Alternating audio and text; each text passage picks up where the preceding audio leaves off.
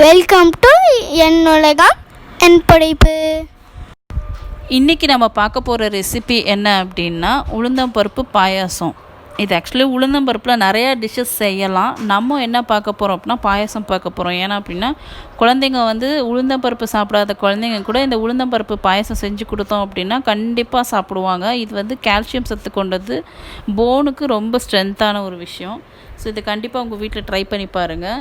இப்போது இதுக்கு நம்ம தேவையான பொருள் என்ன அப்படின்னா, நான் 1 கப் அளவு உளுந்து எடுத்திருக்கேன். இந்த 1 கப் அளவு உளுந்து எடுத்து ஒரு 1/2 அன் ஹவர் தண்ணியில் ஊற வச்சு எடுத்து அதை அலசி இந்த மாதிரி ஒரு குக்கரில் போட்டு வேக வச்சுக்கோங்க.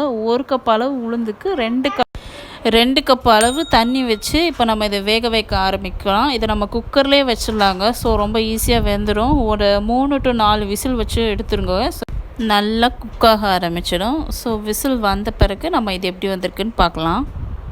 ஸோ அதுக்கிடையில் நம்ம இதுக்கு 2 பீஸ் ஜாங்கிரி இதுக்கு நான் எடுத்திருக்கேன். 1 கப்பு உளுந்தம்பருப்புக்கு 2 பீஸ் ஜாங்கிரிஸ் எடுத்திருக்கேன். ஸோ அது நம்ம தேவையான அளவு தண்ணி ஊற்றி கொதிக்க விடலாம். இப்போ இந்த உளுந்தும் நல்லா விசில் அடிக்க ஆரம்பிச்சிச்சு.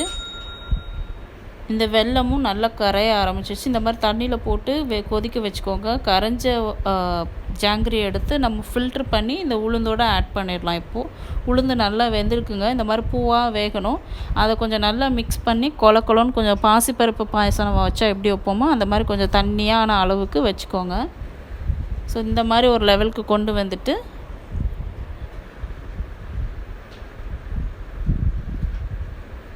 இப்போ ஒரு 10 நிமிஷம் இதை வேக விட்டுக்கலாம். திரும்பவும் அந்த தண்ணியெல்லாம் கொஞ்சம் நல்லா வற்றிடுச்சு அப்படின்னா நம்ம அந்த கரைச்சி வச்சுருக்க அந்த வெள்ளைப்பாகவும் கூட சேர்த்து ஊற்றிக்கலாம். அதுக்காக தான்.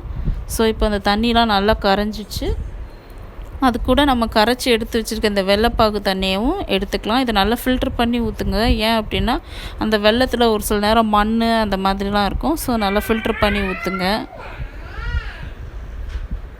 ஸோ இதை நல்லா இப்போ மிக்ஸ் பண்ணி விட்டுட்டு இதையும் கொஞ்சம் நேரம் கொதிக்க விட்டுங்க. தண்ணி ஓரளவுக்கு நல்லா வற்றவும் நம்ம பாயசத்தோட அளவு தெரியும்லங்க, அந்த மாதிரி கொஞ்சம் ஹாஃப் தண்ணியாக இருக்கிற அளவுக்கு பாயசத்தை ஆஃப் பண்ணிக்கலாம்.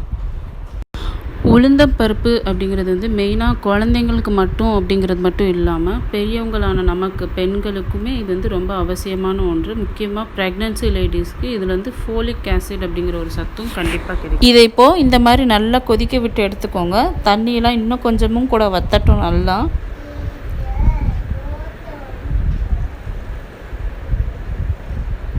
நல்லா கிண்டி விட்டுட்டே இருங்க. ஒரு சில நேரம் அடி பிடிக்கும். ஸோ நல்லா அடிக்கடி கிண்டி விட்டுக்கோங்க அப்பப்போ.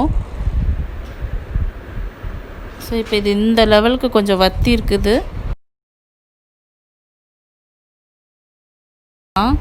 ஸோ இது கூட நமக்கு 1 டேபிள் ஸ்பூன் அளவுக்கு நெய் எடுத்துக்கோங்க.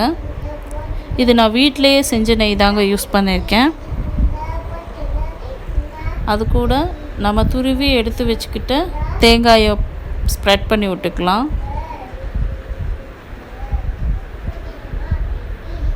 ஸோ அதுவும் நல்லா மிக்ஸ் ஆகட்டும். இது கூட நம்ம இடித்து எடுத்து வச்சுருக்க ஏலக்காயை போட்டுக்கலாம். ஏலக்காய் உங்கள் டேஸ்ட்டுக்கு ஏற்றப்ப தேவையான அளவு போட்டுக்கோங்க. ஸோ அவ்வளோதாங்க, நம்ம உளுந்தம்பருப்பு பாயாசம் ரெடி. உங்கள் வீட்லேயும் கண்டிப்பாக ட்ரை பண்ணி பாருங்கள். பெண்களுக்கு குழந்தைகளுக்கு இது ரொம்ப அவசியமான ஒரு சத்தான உணவு. ஸோ கண்டிப்பாக ட்ரை பண்ணுங்கள். மறக்காமல் என்னோடய சேனலை சப்ஸ்கிரைப் பண்ணிவிடுங்க. Thank you.